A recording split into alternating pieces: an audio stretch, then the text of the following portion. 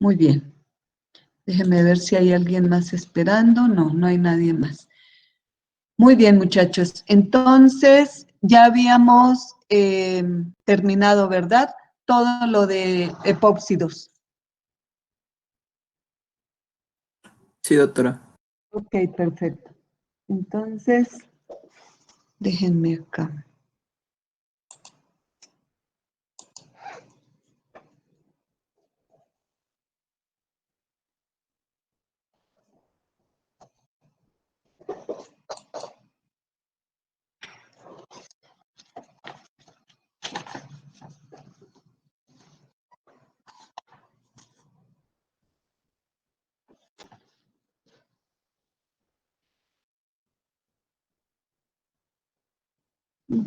Ok.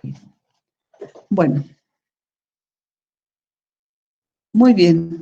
Entonces, ¿se acuerdan que esta unidad está un poco rara porque dividieron la unidad en dos, que era aromaticidad y benceno, que eso son dos, tres transparencias, y luego la dividieron en las reacciones. Entonces, esa unidad que en el programa creo que están, permítanme, miramos acá el programa de Química Orgánica 2. Entonces, en el programa, tenemos,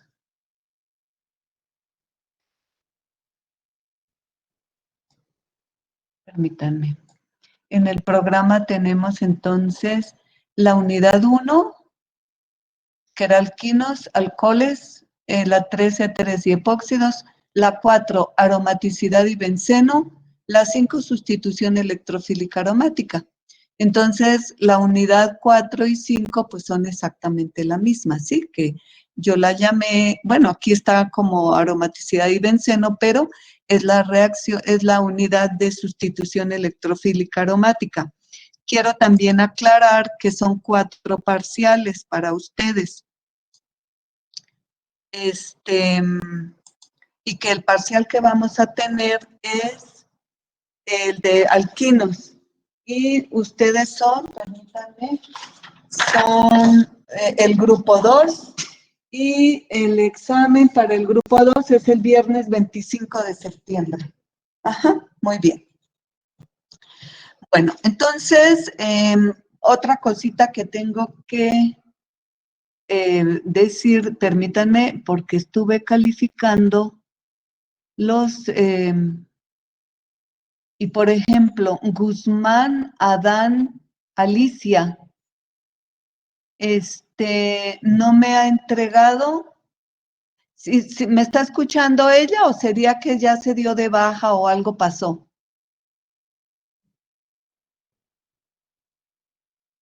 Bueno, Portillo, Juan, ¿me están escuchando, muchachos? Sí, doctora. Sí, sí lo escuchamos, pero por ejemplo, Alicia no la había visto en ese grupo. Portillo, Romero, Juan, tampoco. Y Sanela, Quintanar, Jorge Antonio. Qué raro. Él me parece que está en el grupo 1, doctora. En el grupo 1. Ah, sí, perdón, es que estaba mirando el grupo 1. No, entonces aquí es Marilén, no tiene calificación del trabajo en grupo 1. Sí, es que fue cuando yo llegué después, yo me Ok, incorporé no, después de que se había ahí cambiado. ya no tienes esa calificación y ya no. Rocío tampoco tiene esa calificación. Suárez González Rocío, que es el trabajo en grupo 1 de alquinos. Y Santoyo Luis David está en 2 equipos. Y yo le voy a tomar la calificación del primer equipo que yo califiqué, porque está en 2 equipos. Déjenme otras recomendaciones que tengo que hacerles respecto a esos trabajos en equipo. Entonces, ay, no me acuerdo qué fue lo que tenía que, aquí está. Ya me acordé. Es el cuadrito de los alquinos. Ese trabajo estaba muy sencillo, muy sencillo. Pero algunos lo hicieron a la ligera y el chiste del archivo que yo les di para que hicieran el trabajo era, primero que todo, era una guía y segundo decía leerlo y poner las reacciones que ahí están y que nosotros no vimos en el curso. Entonces, algunos únicamente y en ese mismo cuadro, tenían que poner, de hecho, por eso les dije, inspirados en ese cuadro. En ese cuadrito tenían que poner al tiempo, en el mismo cuadro, las reacciones que sufría ese alquino, que era el isopentino 1, 2, 3, que era el isopentino, y además la síntesis del isopentino. Entonces, en el cuadro modelo había flechas que salían del alquino hacia afuera, es decir, las de las reacciones, y habían flechas que venían de afuera hacia el alquino, es decir, la obtención. Entonces, no se valía que me hicieran dos cuadros o que hicieran otro apartado, ¿sí? Entonces, bueno, ahí ya están mal. Otro, tenían que completarlo con las reacciones que estaban en el archivo, que eran las únicas reacciones que aparecían en el archivo que no habíamos visto. No me acuerdo si la ozonólisis y las reacciones con el KMNO4. El KMNO4 bajo distintas condiciones. Entonces, pues algunos, ustedes ya cada quien sabe cómo presentaron su trabajo. Como era un trabajo tan sencillo verdaderamente, pues no había más opciones de calificar lo que ustedes mostraron. Entonces, hay algunos trabajos que están hechos a la ligera, con 4 reacciones, 5 reacciones, pues, ¿qué les puedo calificar yo ahí? Entonces, bueno, eso es con respecto a ese trabajito. Para los trabajos futuros, acuérdense que todo es a mano. No me pueden presentar nada en computadora, ni nada que copian y pegan. Todo tiene que ser a mano y bien presentado. Muy bien. Entonces, ahora sí vamos a empezar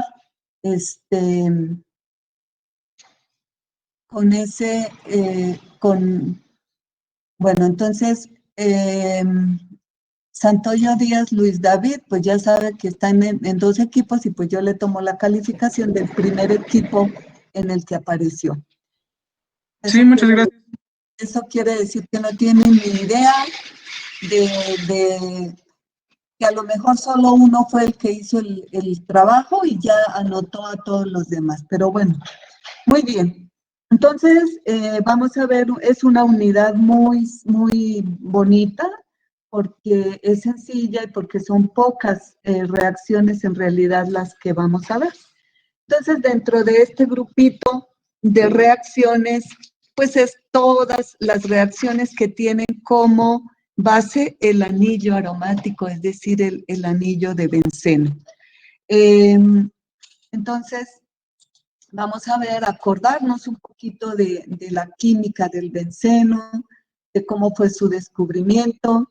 Creo que esto ya lo habíamos visto cuando vimos la resonancia, cómo el benceno, que fue aislado por primera vez por Faraday de un residuo de aceite de ballena que se utilizaba hacia 1800, a inicios de 1800 para el alumbrado público en Inglaterra.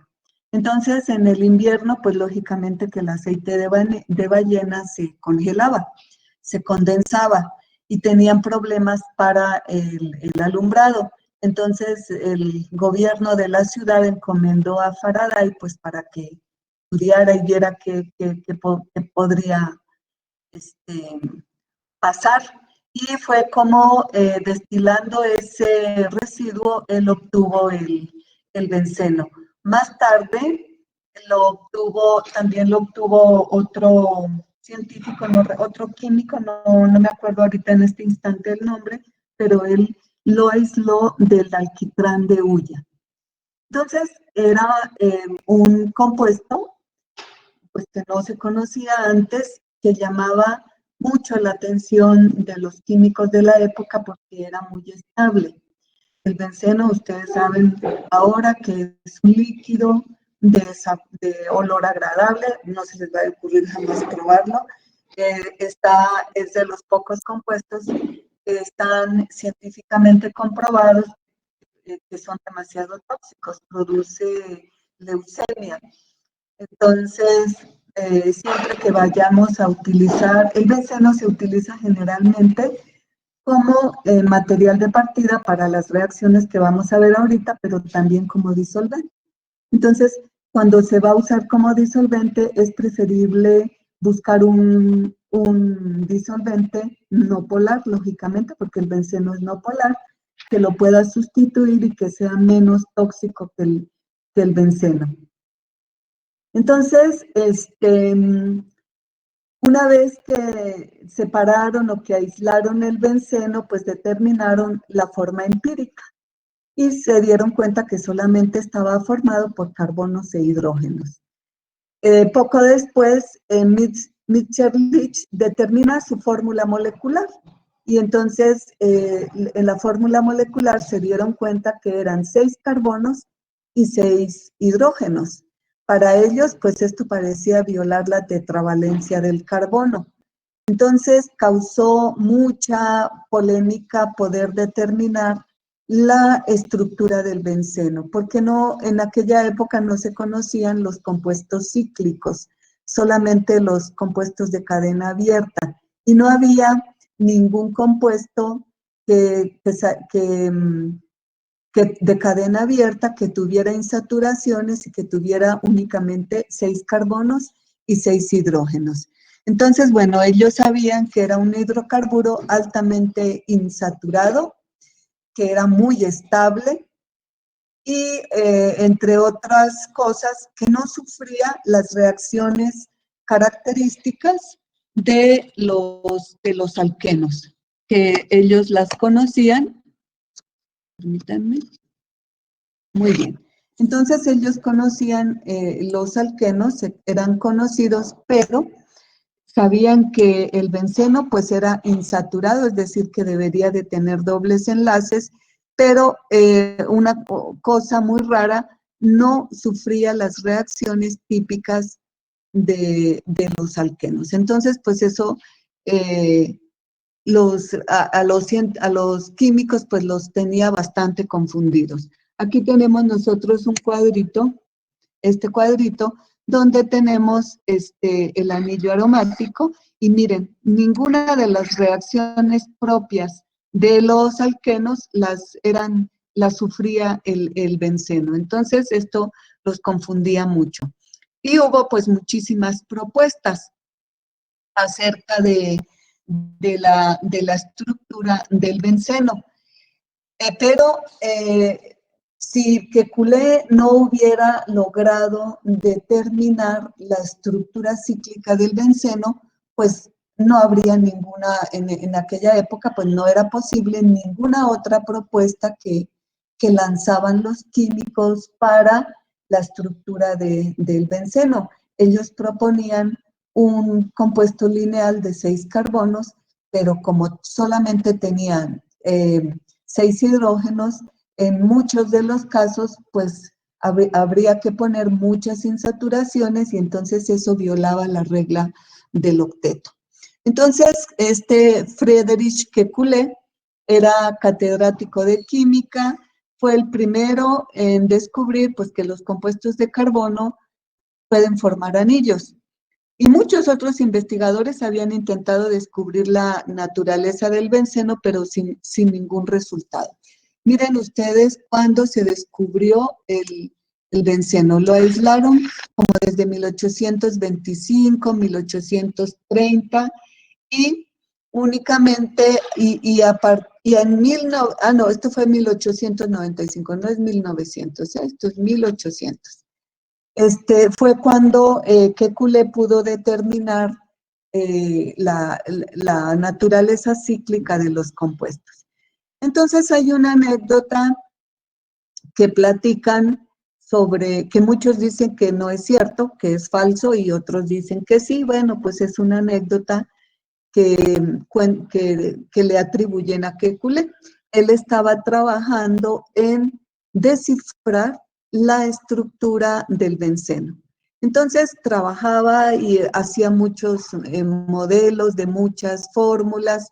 Entonces dice que en un momento, pues que estaba cansado, se quiso descansar frente a su chimenea y empezó a quedarse dormido. Y entonces en ese sueño, después de haber trabajado tanto en muchos modelos de estructuras, empezó como a soñar. Y dice que los átomos saltaban delante de sus ojos, algunos grupos pequeños permanecían modestamente al fondo. Dice, mi ojo mental más agudo. Uy, estas no son horas de entrar a la clase. No sé si sería que lo sacó. Bueno, entonces dice, mi ojo mental más agudo debido a las repetidas visiones de este tipo, podía distinguir estructuras mayores con conformaciones diversas, largas filas de átomos, a veces más íntimamente unidos, y todos retorciéndose y agitándose delante de él, bueno, en su imaginación, con un movimiento parecido al de una serpiente. Y dice que de pronto, de repente, que era aquello, una de las serpientes había cogido con la boca su propia cola, y su figura daba vueltas violenta y burlonamente delante de mis ojos. Entonces esa fue como la inspiración que le sirvió a Kekulé, pues para poder decir que los compuestos lineales también podrían ser compuestos cíclicos, ya que todas las estructuras lineales que él hacía, pues se parecían a la serpiente. Entonces, de pronto la serpiente muerde su cola, y entonces eso fue lo que fue como el relámpago, el resplandor del relámpago que lo despertó, y pasó el resto de la noche desarrollando las consecuencias de esa hipótesis. Entonces, aquí por primera vez, Kekulé propone que los compuestos orgánicos también pueden presentarse, pueden formar ciclos. La serpiente mordiendo la cola fue la pista que le permitió formular el anillo de benceno. Su sueño, bueno, es un buen ejemplo creativo del subconsciente en los descubrimientos científicos. Y entonces, pues gracias a ese sueño que él tuvo, aquí se proponían muchas otras estructuras para el anillo de benceno. Entonces, todas, si se dan cuenta, pues son anillos. Entonces, Dewar propuso este compuesto, que era como un compuesto biciclo. Aquí también tiene compuestos bicíclicos, pero pues todas estas formulaciones que se hicieron en el siglo XIX, ninguna de ellas era capaz de explicar las propiedades del benceno. ¿Y cuál era la principal propiedad? Su estabilidad. Entonces, pues si estas estructuras no eran, no estaban de acuerdo a la estabilidad, si se ponían a reaccionar con cualquier de los reactivos de los dobles enlaces y ocurría una reacción, pues ya se desechaba esa estructura propuesta. Kekulé propuso entonces en 1865 una estructura ciclohexatriénica, ¿sí? Y entonces él propuso la estructura con lo que se conocía en aquella época. Que se conocía en aquella época que los dobles enlaces eran más cortos que los enlaces sencillos. Y entonces, pues ya en este modelo de Kekulé, de un anillo de 6 miembros, pues ya checó perfectamente los 6 carbonos y los 6 hidrógenos, pero entonces era un benceno un poco disimétrico porque había enlaces más pequeños y enlaces más largos. Entonces, no se sabía en aquella época todavía que el benceno pues es una molécula simétrica. Entonces, bueno, aquí tenemos el sueño de Kekulé. Más adelante, muchos años más adelante, cuando con el advenimiento de los rayos X se logró demostrar que la estructura del benceno sí era un compuesto cíclico, con 3 dobles enlaces, pero que a diferencia de esta estructura propuesta por Kekulé, en el benceno, todos sus enlaces dobles y sus enlaces sencillos eran exactamente iguales. Entonces, pues como no se conocían, además, bueno, ellos decían, pero ¿por qué un doble enlace va a ser igual a un enlace sencillo? Y por más que hacían reacciones características de los alquenos, como por ejemplo la bromación, aquí vemos la bromación, porque un alqueno, cuando nosotros vamos a tratar un alqueno con bromo en tetrafluoruro de carbono, pues inmediatamente se nos forma el dibromuro. Resulta que en el benceno, a pesar de que tenía 3 dobles enlaces, pues esta reacción no se llevaba a cabo. Entonces no tenían manera cómo explicar la estabilidad del benceno, pues porque en aquella época no se conocía la teoría de los electrones deslocalizados. Y entonces pues la estructura del benceno confundió mucho a los primeros químicos orgánicos. Sabían su fórmula molecular, C6H6, que era un compuesto cíclico y que era excepcionalmente estable, que no participaba en ninguna de las reacciones de adición características de los alquenos. Y bueno, entonces, esta era la estructura de Kekulé. Entonces, decía, bueno, puede ser o la estructura o esta estructura que vemos acá, o puede ser esta, en la cual pues aquí vemos claramente los enlaces dobles más pequeños. Y entonces le propuso que el benceno no era un solo compuesto, sino que era una mezcla de estos dos compuestos que vemos acá y que se encontraban en un rápido equilibrio. Y bueno, pues en esta estructura del benceno fue la que se aceptó, pero todavía no estaba totalmente elucidada la estructura, ya que tendría que demostrar por qué, teniendo 3 dobles enlaces, no participa de las reacciones características de los alquenos. Ellos esperarían que al adicionarle bromo al benceno de esta manera que se sustituyera en cualquiera de los dobles enlaces. Entonces, pues cuando Kekulé le puso estas dos estructuras, se hace un rápido equilibrio y se dice que Kekulé casi acierta en la determinación de la estructura del benceno. Pues lo que le propuso era lógico, porque en aquella época no había nada de tecnología mediante la cual ellos pudieran demostrar las magnitudes de los enlaces. La química que se hacía en aquella época era la química del laboratorio para poder demostrar la estructura del compuesto. Lo que ellos hacían eran reacciones químicas que degradaran el compuesto, que iban analizando las pequeñas moléculas que se producían de esa degradación. Y entonces esto era como armar un rompecabezas para poder determinar la estructura del compuesto. Entonces era un trabajo gigantísimo que tenían que hacer y del laboratorio total que tenían que hacer de los químicos. Entonces, sin embargo, la controversia sobre la estructura del benceno continuó hasta la década de 1930, o sea, hace 100 años. Cuando nuevas técnicas de reacción gases y de electrones produjeron un sorprendente resultado, y el sorprendente resultado fue pues demostrar que la estructura del benceno es una molécula plana que tiene 6 enlaces carbono-carbono y que todos tienen la misma longitud, que es desde un punto hasta 39 grados.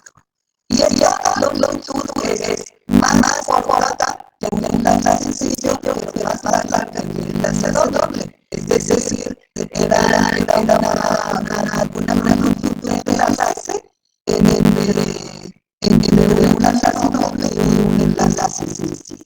Y entonces, ya con esto, los químicos pues mostraron la estructura real del benceno, pero todavía no quedaba clara su realidad, es decir, su estabilidad. Entonces, algunos químicos propusieron, porque no convenían que era la estructura número 1, porque los dobles enlaces podían estar en esta posición. Otra persona una añadir, bueno, pero también pueden estar en esta posición, es decir, el enlace.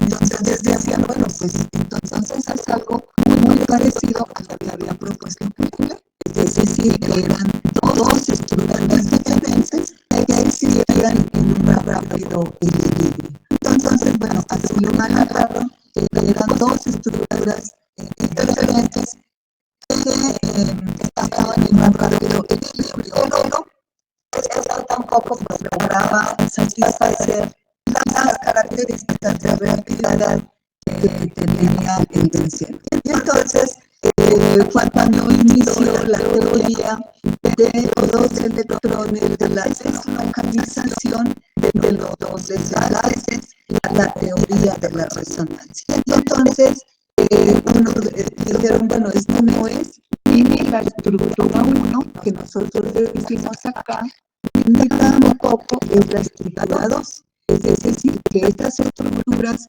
no se encuentran en rápido equilibrio, no son estructuras que se encuentren en rápido equilibrio como acá, sino que son estructuras que son equivalentes, es decir, que se encuentran en resonancia, y que en realidad la estructura real del benceno no es ni la 1 ni la 2, sino una estructura intermedia entre la 1 y la 2, que sería esta estructura. Y entonces, bueno, dijeron, vamos a demostrar cómo de la estructura 1 llegamos a la 2, y de la 2 llegamos a la 1. Y esto sería pues para demostrar teóricamente que no son dos estructuras en rápido equilibrio, sino son estructuras de resonancia. Una misma estructura que la podemos dibujar. Acuérdense que la resonancia es una teoría que todavía no, esta teoría no está comprobada, o sea, no se ha logrado aislar ni la estructura 1 ni la estructura 2 del benceno.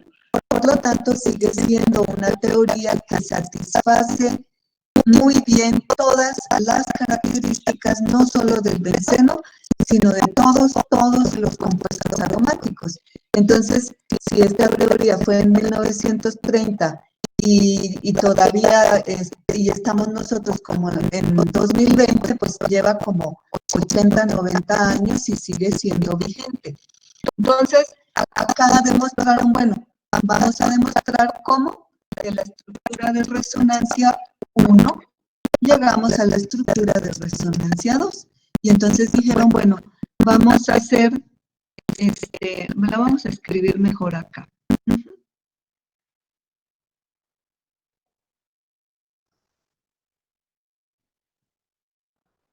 Entonces, dijeron, bueno, si nosotros tenemos la estructura del benceno,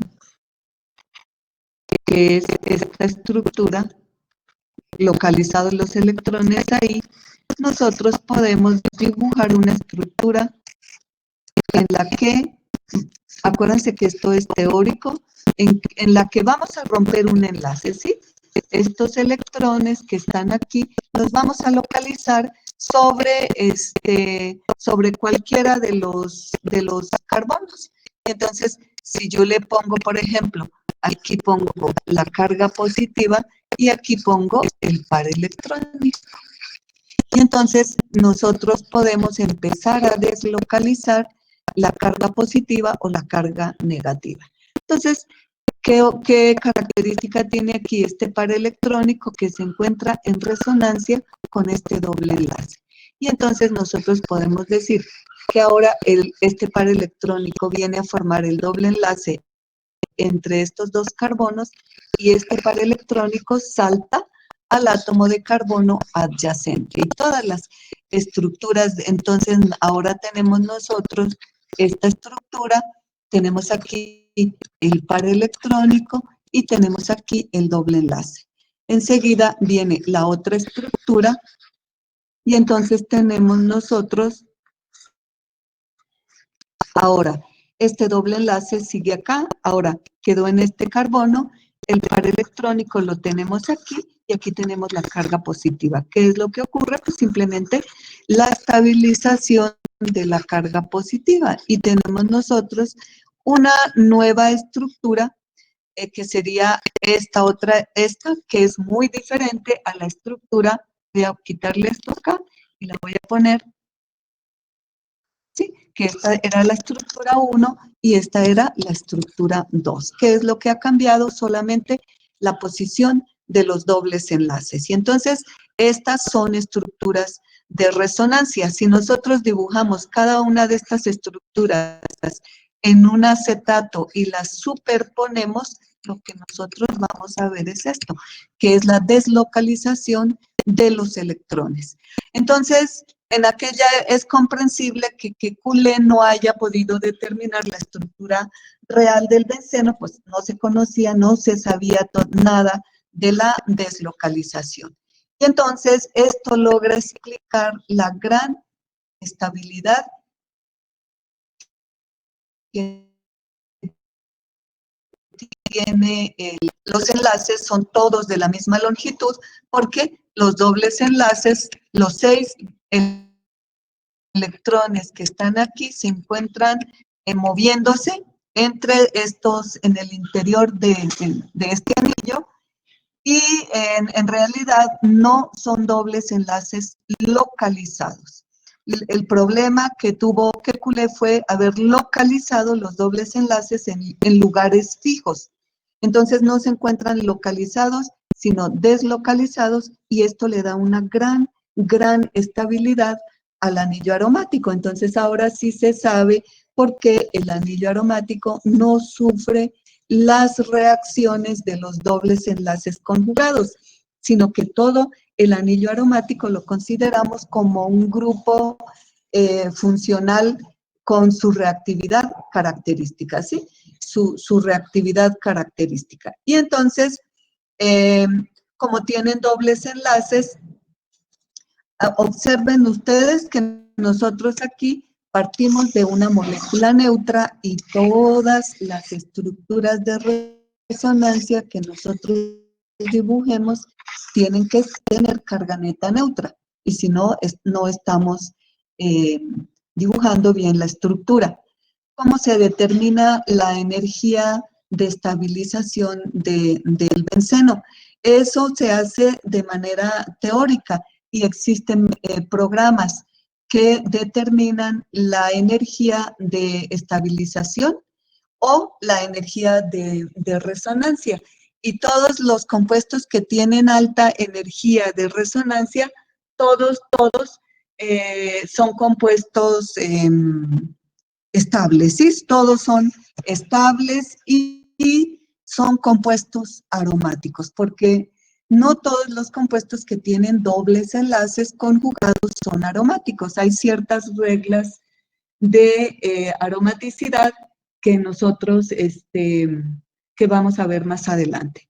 Entonces, el benceno tiene una alta energía de resonancia y se intentó hacer la energía de resonancia de una molécula hipotética, es decir, ficticia, de una molécula de este tipo, ¿sí? Es decir, un ciclo hexatrieno, ¿sí? De una molécula hipotética de estas. Todo esto se hace de manera teórica y resulta que la energía que arrojó esta molécula pues fue muy baja. Por lo tanto, pues se sabe entonces que se entiende entonces la estabilidad pues de esta molécula. Entonces, cada uno de los carbonos que forman el anillo aromático, en cada carbono hay un hidrógeno y cada uno de estos carbonos tiene hibridación sp2. Y si tienen hibridación sp2, nos acordamos cómo es la hibridación sp2, que son los 3 orbitales híbridos sp2 y un orbital p puro. Pero entonces, de esa manera tenemos nosotros aquí la estructura del benceno. Entonces, se dice que es una molécula plana, porque la hibridación sp2 es plana. Y estos que están aquí en moradito son los orbitales p puros, que tiene cada uno de los carbonos sp2 que conforman el anillo. En cada orbital p puro tenemos nosotros un electrón aquí y otro electrón acá, otro acá, otro acá, otro acá y otro acá. Entonces esto nos sirve para comprender por qué los dobles enlaces no son fijos, o sea, no están localizados, porque este electrón, déjenme lo dibujamos, supongamos, este electrón que está aquí puede establecer un enlace de este carbono con este carbono. Me forma un doble enlace, pero en esta posición también hay un electrón. Y entonces, en lugar de formar el doble enlace aquí, ¿sí? Pues también lo puede formar de este lado. Y este otro orbital que está aquí también tiene un electrón. Y entonces, en lugar de formar el doble enlace de este lado, pues también lo puede formar acá y así sucesivamente. Y entonces, ¿qué es lo que nosotros vemos? Nosotros vemos el traslape de la nube electrónica de estos orbitales de tipo P. Y entonces, decimos que, esta molécula que se ve acá es la representación. Déjenme la amplío un poquito para que la podamos ver. Y entonces, ¿qué vemos nosotros acá? Esta es el orbital molecular de enlace. Hasta este momento, aquí nosotros vemos átomos, ¿verdad? La representación de cada átomo de carbono. La interacción de cada uno de los orbitales de tipo P que forman esta nube electrónica que nosotros vemos acá. El orbital P es los dos lóbulos, acuérdense que es los dos, no es uno solo. Por lo tanto, si nosotros consideramos que los carbonos con hibridación sp2 y con su hidrógeno están en el mismo plano, pues la interacción de los orbitales P puros de cada átomo de carbono me forman una nube de orbital molecular que está por encima y por debajo del plano. Y esto que se ve aquí blanquito, estos son los hidrógenos y los carbonos. Este modelo es el modelo de llenado de orbitales, que es como un poco más real. Entonces, ¿qué características tiene el benceno? Es una molécula plana, que tiene dobles enlaces conjugados, que tienen una nube pi por encima y por debajo del plano. Entonces, es un compuesto particularmente estable porque dispone de una energía muy grande de deslocalización, que es lo que se llama también energía de resonancia. Y esto es un valor, un cálculo teórico que se hace. Todos los compuestos que tienen energía de resonancia excepcionalmente grande se designan como compuestos aromáticos. Y entonces es posible comprender, pues, por qué los químicos del siglo XIX, sin saber de electrones deslocalizados, estaban muy confundidos por la estabilidad excepcional del benceno. Entonces, vamos a definir, ahora sí, conociendo el benceno, vamos a definir qué es un compuesto aromático. Primero que todo, un compuesto aromático tiene que ser un compuesto cíclico. Y tiene que ser un compuesto cíclico plano, que tenga dobles enlaces conjugados. Pero va a haber muchos compuestos cíclicos planos que tienen dobles enlaces conjugados y que, sin embargo, cuando se hace el cálculo de la energía de resonancia, no tienen una energía de resonancia alta, es decir, que no son compuestos aromáticos. Y entonces, pues, establecieron criterios para poder determinar qué compuestos son aromáticos. Entonces, hay dos criterios de aromaticidad. Primero, deben tener una nube cíclica ininterrumpida de electrones pi. Esto es muy importante. Esta nube no puede estar interrumpida. ¿Qué quiere decir? Que todos los carbonos tienen que tener hibridación sp2, porque si uno de los carbonos llega a tener hibridación sp3, la nube se interrumpe y solo la tenemos en estos orbitales que yo les estoy enseñando, porque este no existiría. Y entonces no tendríamos nosotros una nube de este tipo, sino solamente la resonancia en un sitio de la molécula. Y la nube tiene que ser ininterrumpida. Entonces debe tener una nube cíclica ininterrumpida de electrones pi, llamada nube pi, por encima y por debajo del plano de la molécula, así como lo acabamos de ver en el benceno. Para que la nube pi sea cíclica, pues lógicamente que la molécula tiene que ser cíclica. Entonces, todos los compuestos aromáticos deben ser cíclicos. Para que la nube sea interrumpida, todo átomo del anillo debe contar con un orbital de tipo P, es decir, que descartamos nosotros los carbonos sp3. Los sp2 y los sp no los descartamos porque el sp tiene al contrario dos orbitales de tipo P. Entonces, para que se forme la nube, cada orbital P debe traslapar con los P colaterales, que fue lo que nosotros vimos acá en el benceno, ¿sí? Entonces, este orbital P que les estoy indicando acá puede traslapar con este o con los que están al lado. Este que les estoy mostrando aquí traslapa con estos dos, este con estos dos, y así sucesivamente. Entonces, cada orbital P debe traslapar con los sistemas P colaterales. Por consiguiente, la molécula debe ser plana. Entonces, todo esto que lo tenemos acá, lo podemos resumir y podemos decir que para que el primer criterio de aromaticidad es que la molécula sea plana y que tenga una nube pi ininterrumpida. Entonces, aquí ya, que si tiene la nube pi ininterrumpida, obligatoriamente tiene que ser cíclica. Ahora vamos a ver cuántos electrones debe tener una molécula aromática.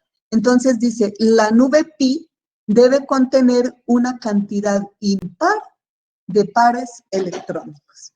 Entonces, el anillo aromático tiene 3 pares de electrones. Acá, entonces tiene 1, 2 y 3 pares. Entonces nos dice que debe contener un número impar de pares electrónicos. Eso es lo que nos dice. Entonces, una molécula cíclica que tenga 2, 4, 6, 8 electrones, es decir, 4 dobles enlaces, no es aromática porque no contendría un número impar de pares electrónicos. Ok, y todo esto que anotamos acá, Hueckel lo sintetizó aquí, en este cuadrito que yo les estoy enseñando en rosita. Y entonces son las reglas de Hueckel de la aromaticidad. Entonces, ¿un sistema conjugado cerrado es aromático? Sí. Primero, es plano.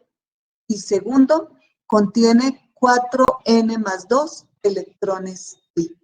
Entonces, aquí vemos nosotros, bueno, déjenme vemos lo de la reglita de Hückel. Entonces, vamos a ver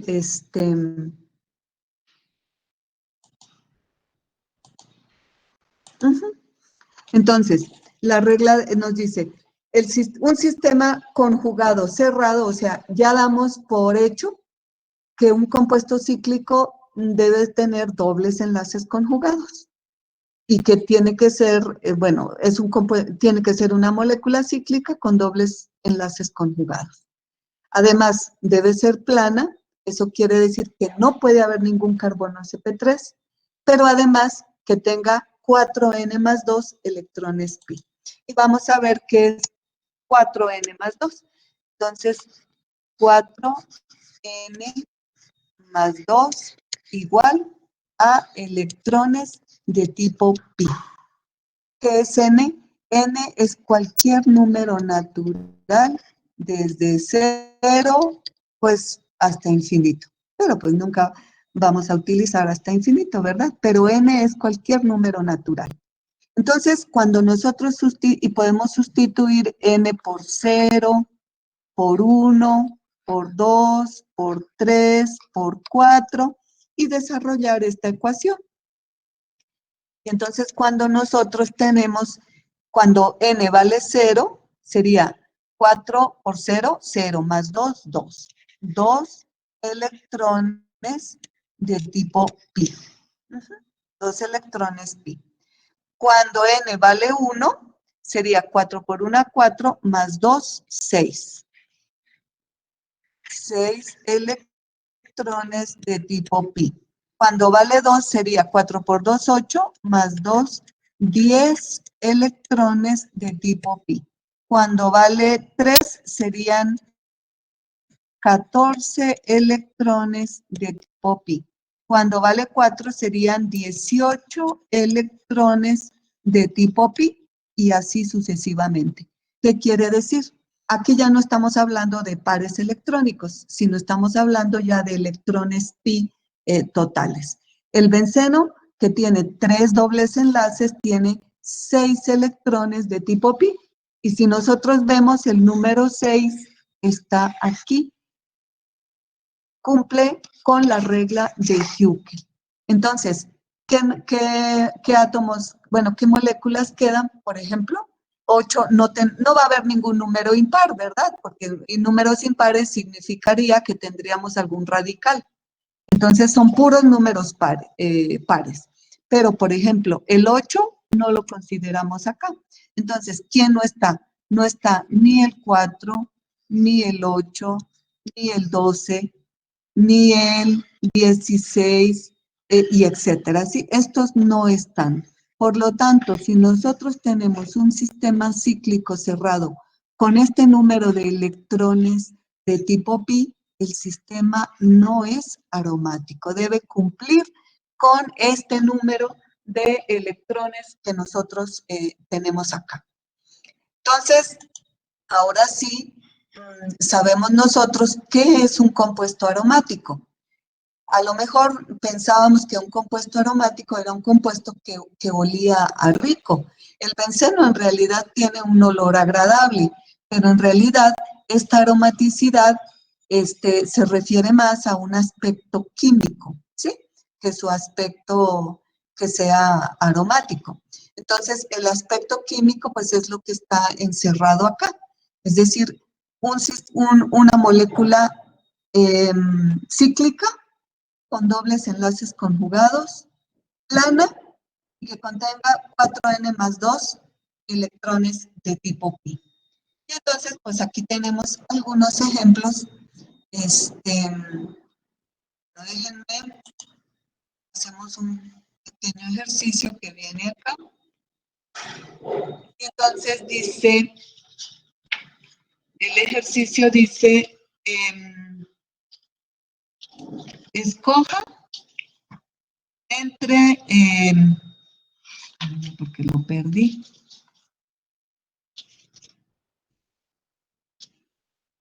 Oh, se me perdió.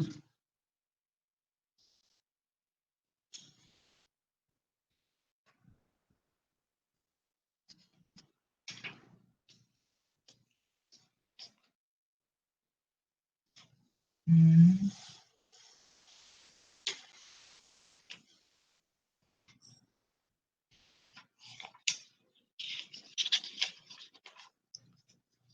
Espérenme un segundín a ver si lo encuentro.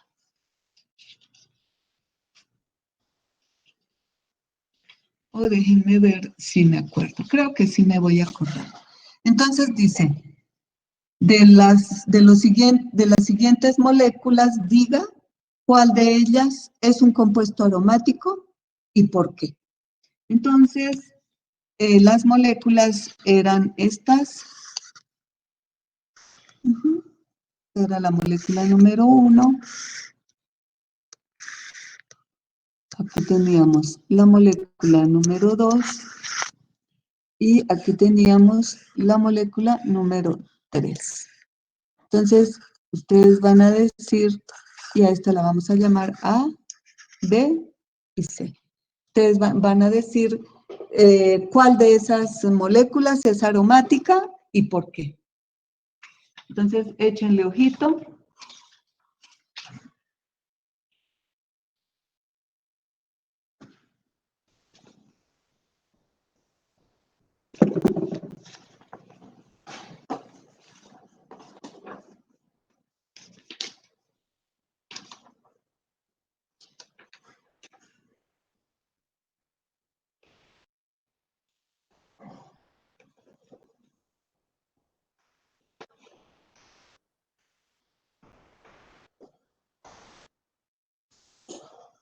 Entonces, esta molécula es el ciclo, ay, perdón, aquí me faltó un enlace, es esta. Entonces, esta es el ciclopropeno, el catión, este catión se llama ciclopropenilo y este anión se llama ciclopropenilo.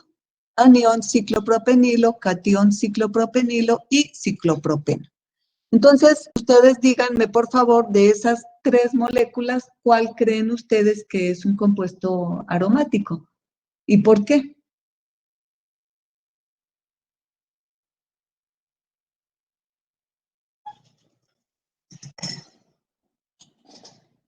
¿Se desconecté? No, maestra, estamos viendo. Ok. Ujú.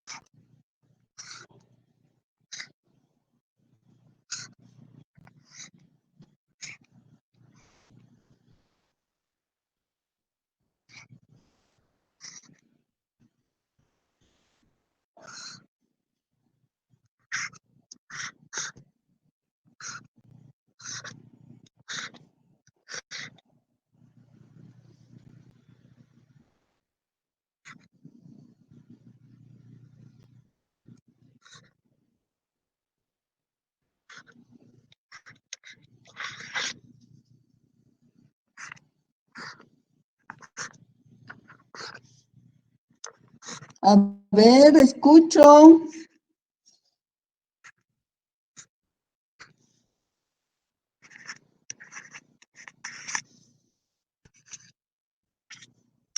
Ujú. De las 3 primeras, A, B y C, ¿cuáles creen ustedes que sea un compuesto aromático? La B. La B, exactamente. La molécula B es un compuesto aromático. ¿Por qué? Porque va a compartir el electrón, bueno, la nube pi al que está al lado de él. A lo mejor quisiste decir que va a tener resonancia, ¿verdad? Que va a estar en resonancia con la carga positiva. Ujú. Bueno, vamos a ver, primero que todo, la respuesta es correcta y vamos, ¿qué sería lo correcto, lo que ustedes deberían de contestar? Entonces, bueno, el B, que sería el catión ciclopropenilo, es el que es el compuesto aromático. Primero que todo, es un compuesto cíclico. Segundo, tiene una nube pi ininterrumpida, porque este carbono que nosotros tenemos acá tiene una hibridación sp2. Este también tiene una hibridación sp2 y este también. Ahora, está en resonancia y nosotros podemos dibujar las estructuras de resonancia para esta molécula y entonces nosotros podemos dibujar esto. Ahora, ¿cuántos electrones pi tiene? Tiene 2. Y este número 2 está en el número de Hückel. Ajá. Entonces, por todas esas razones decimos nosotros que es aromático. Este no es aromático. Aquí no hay resonancia. Este carbono que hay acá es un carbono sp3. Acá, aquí, aunque hay resonancia, muchachos, miren, este par electrónico, perdón, no, así no es la resonancia. La resonancia, entonces, sería, este par electrónico viene y forma el doble enlace aquí, y entonces este par electrónico viene para acá. Y entonces nosotros también podemos dibujar la estructura de resonancia de este carbanión que tenemos ahora. Tenemos el doble enlace aquí y tenemos el par electrónico acá. Entonces tenemos nosotros un sistema cíclico, hay resonancia, pero ¿cuántos pares electrónicos intervienen en esa resonancia, muchachos? ¿Dos? ¿Por qué 2? ¿Dos pares electrónicos? Sí, O pero sea, son 4. son 4 electrones. Y el número 4 no es el número de Hückel. ¿Sí? Entonces, no es aromático. Eso por un lado. Por otro lado, este carbono que está aquí, acuérdense ustedes que un carbono de un carbanión es un carbono sp3. Entonces, hay muchas razones. Aunque es cíclico, aunque tiene resonancia, hay 4 electrones que participan en esa resonancia y ese número 4 no está en la fórmula de Hückel. Y aquí, pues definitivamente no. Muy bien. Lo mismo me van a hacer con el D, el E y el F. Maestra, ¿le puedo preguntar algo? Claro que sí, todo lo que quieras. Ok, gracias. No me queda muy claro cómo se identifica lo de la nube electrónica, la cantidad de electrones. Es que a lo mejor se equivocó, los confundió un poquito o se confundieron un poquito acá. ¿Sí? Porque aquí estamos hablando de una cantidad impar de pares electrónicos. Olvídense ya de esta, ¿sí? Es lo mismo, una cantidad impar de pares electrónicos, de pares de electrones es el benceno. Tiene 3 pares de electrones, es decir, 6 electrones. Y el número de Hückel me da el número de electrones, no me da los pares de electrones, sino el número de electrones en total que hay en el anillo. Entonces, por ejemplo, acá tenemos que cada carbono tiene acá un electrón, 1, 1, 1 y 1. Entonces, en este orbital molecular de tipo P, es decir, cuando esto traslapa, ¿cuántos electrones tenemos nosotros aquí? 6 en total, uno de cada uno. Y ese número 6 es el número de Hückel, ¿sí? Se llama número mágico de Hückel. O sea, no sé cómo le haría Hückel, bueno, para descubrir esta pequeña ecuación.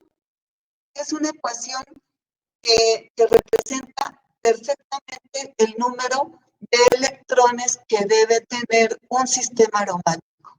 De electrones totales, no de pares electrónicos, de electrones totales que debe tener un sistema aromático. Entonces, este n es cualquier número natural. Entonces, ¿cómo puedes saber, por ejemplo, si un compuesto es aromático. Vamos a explicarlo acá. Entonces, nosotros tenemos acá 2, 4 y 6 electrones. Y entonces tenemos que ver si cuando nosotros apliquemos esta regla 4n más 2, haya un número entero que me dé 6. Y claro que sí, hay un número entero que es el 1. 4 por 1, 4 más 2, 6. Entonces decimos nosotros, aquí cumple con el número de electrones, pero observen lo que tenemos acá. Un carbono sp3. ¿Qué es lo que ocurre? La nube electrónica estaría, la deslocalización sería únicamente en esta parte. No sería una nube pi cíclica ininterrumpida, porque se interrumpe acá. Y entonces, por este motivo, aunque esta molécula es cíclica, aunque cumple con los electrones de Huckel, no cumple con el criterio de que tenga una nube pi cíclica ininterrumpida. Y entonces, como consecuencia, esta molécula no es aromática. Ajá. Ahora, ¿ya habían descubierto ustedes cuál era el compuesto aromático de D, E y S? Antes de seguir explicando.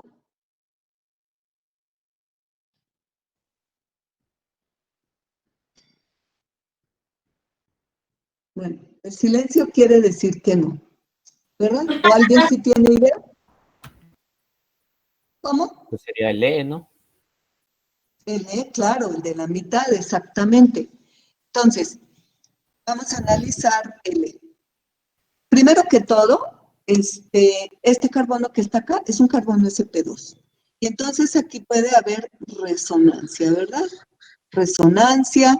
Y si hacemos nosotros todas las estructuras de resonancia de este catión, que se llama el catión cicloheptatrienilo. Entonces, vamos a poner acá el catión.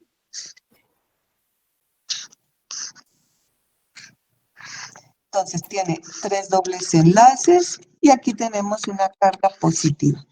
Entonces, empieza la estabilización por resonancia. Y tenemos nosotros, entonces, todas las estructuras de resonancia. No las voy a dibujar todas, pero si ustedes quieren, las pueden dibujar para que lo comprueben. Entonces, este doble enlace no he tocado, este tampoco lo he tocado. Ahora, este par electrónico me forma el doble enlace aquí y como consecuencia, la carga positiva me queda acá. Ahora le toca participar en la resonancia a este y así sucesivamente. No sé cuántas estructuras de resonancia nos van a dar. Si nosotros hacemos el híbrido de resonancia, vamos a darnos cuenta que esta es la nube pi, este es el híbrido de resonancia de todas las estructuras. ¿Qué tenemos que tener? Tenemos que tener estructuras en donde, supongamos que este carbono lo vamos a llamar arbitrariamente, lo vamos a llamar 1. 2, 3, 4, 5, 6 y 7. ¿Qué quiere decir? Que en cada uno de estos 7 carbonos tenemos que tener una estructura de resonancia con la carga positiva en el carbono 1, con la carga positiva en el carbono 2, con la 3, con la 4. ¿Para qué? Para que cuando nosotros la superpongamos, tengamos nosotros esta estructura. ¿Qué tenemos nosotros acá?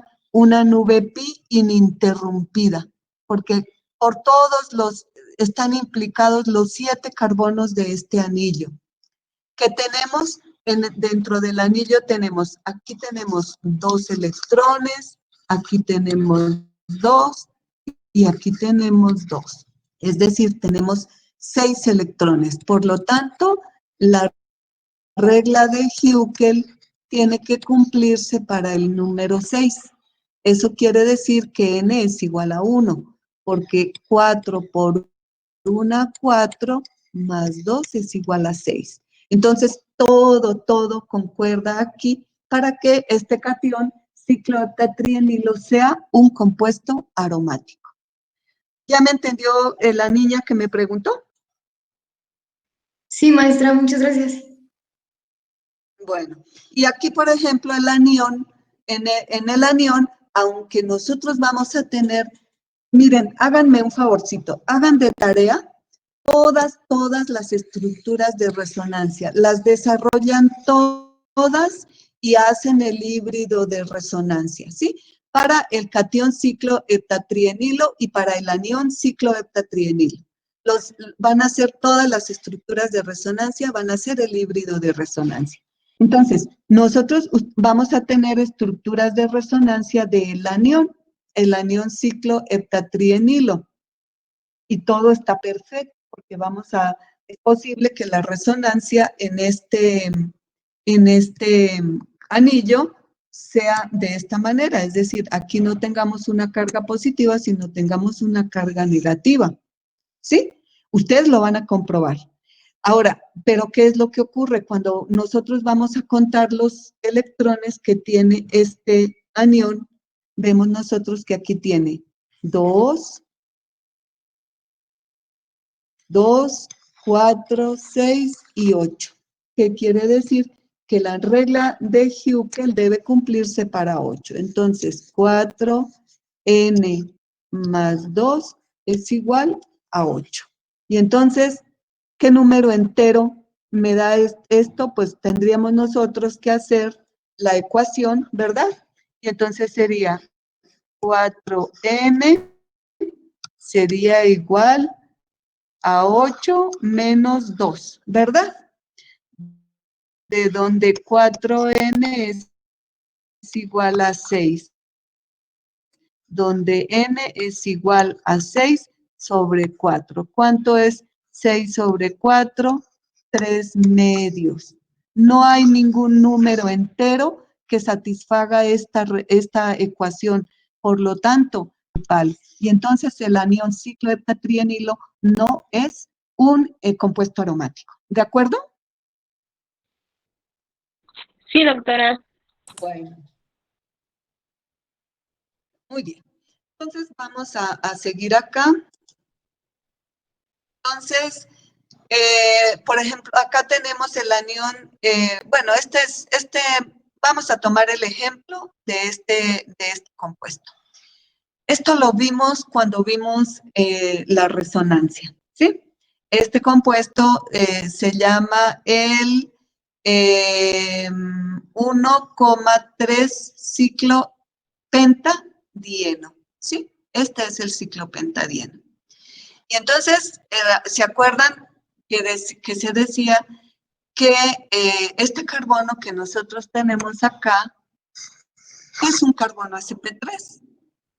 Y entonces un carbono sp3, pues es un carbono como de un alcano, de donde un carbono sp3 es un carbono ácido. Jamás en la vida. Entonces, resultando este compuesto, el cicloheptadieno, se trata con una base, pierde muy fácilmente este producto. Y entonces eso fue, pero súper raro, o sea, fue una cosa muy, muy rara, porque ¿de dónde un carbono sp3 resulta un carbono ácido?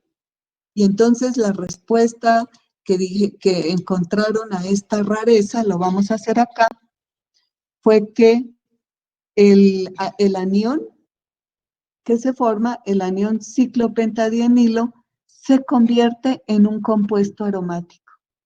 Y entonces ese compuesto aromático es muy, muy estable. Entonces, es como si esta molécula, el ciclopentadieno, pensara y dijera, no pasa nada si pierdo este hidrógeno, porque al cabo el anión que yo voy a formar aparte de que va a estar en resonancia con los dobles enlaces, tiene algo plus, algo extra, que lo va a hacer muchísimo más estable y que es la aromaticidad. Y entonces, ¿de dónde me va a resultar? Vamos a poner acá nuevamente la reacción. Y entonces podemos decir que tenemos Este es el anión, perdón, esta es la molécula, y que en presencia de una base, la base viene y se lleva el protón.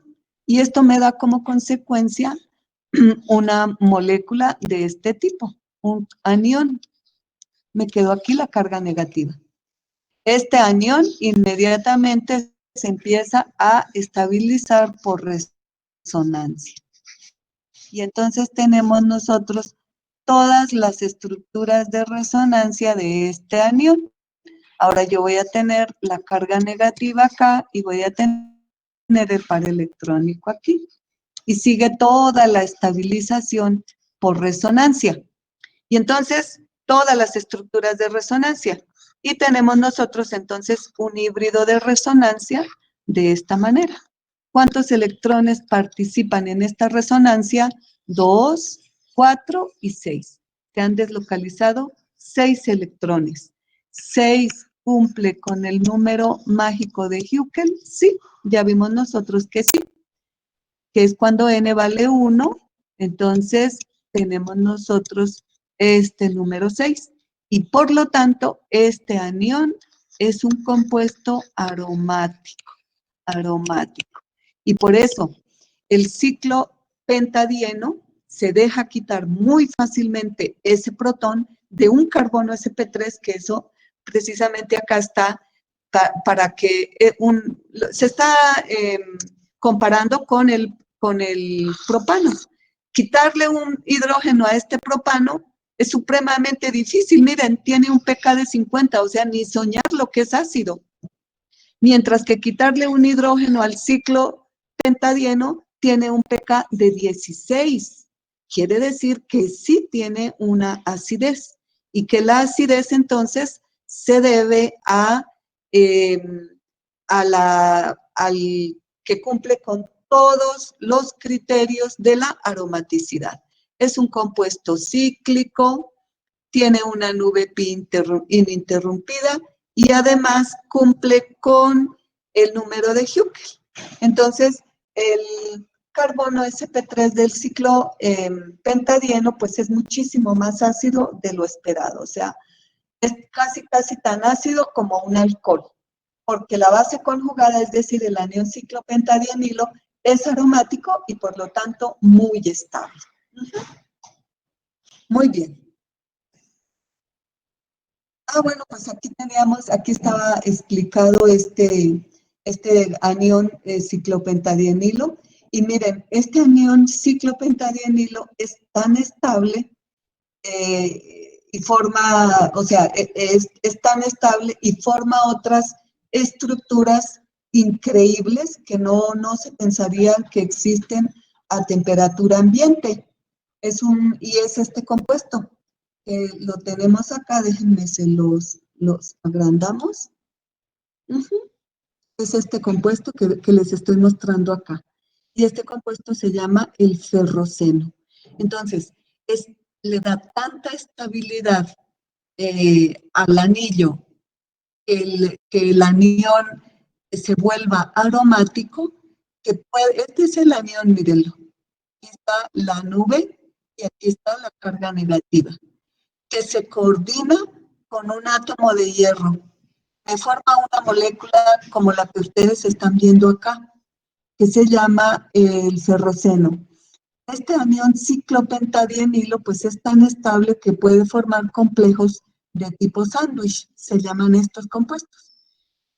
Estos son las tajaditas de pan, los dos anillos, y lo que tenemos, el hierro, es el jamón con el queso y con todo lo que le queramos poner a nuestro sándwich.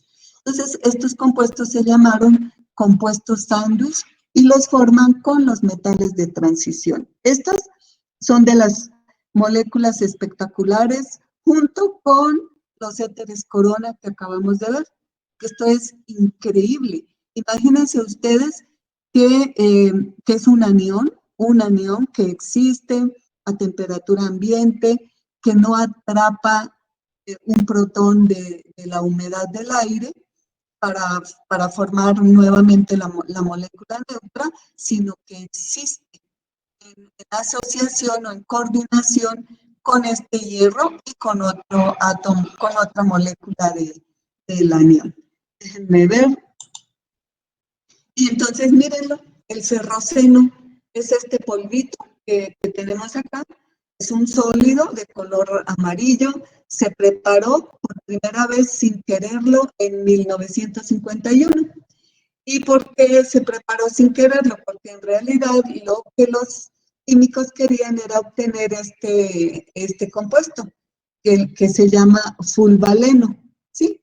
Ellos querían obtener este compuesto, que era como un diciclopentadieno, ¿sí? Diciclopentadieno. Entonces, lo prepararon de manera accidental. ¿Y qué fue lo que hicieron? Pues hicieron la reacción del bromuro de ciclopentadienil magnesio, es decir, del reactivo de Grignard, del halogenuro, le pusieron tricloruro de hierro, supuestamente para obtener los dos radicales ciclopentadienilo, y que esos dos radicales ciclopentadienilo pues se unieran y me formaran esta molécula que se llamaba fulvaleno. Y bueno, ellos, los químicos que la hicieron, pues sí la reportaron, que habían obtenido este compuesto. Otros señores, estos que les nombro acá, también sintetizaron el ferroceno por una vía diferente, a partir de una reacción del ciclopentadieno con hierro en presencia de aluminio, potasio u óxidos de molibdeno. Entonces, bueno, cuando ellos publicaron que habían preparado este fulvaleno, otros científicos como que no quedaron muy conformes con la explicación tanto de la reacción como de las características espectroscópicas para este compuesto. Y entonces, más tarde, pues descubrieron que la estructura que ellos habían propuesto era una estructura incorrecta.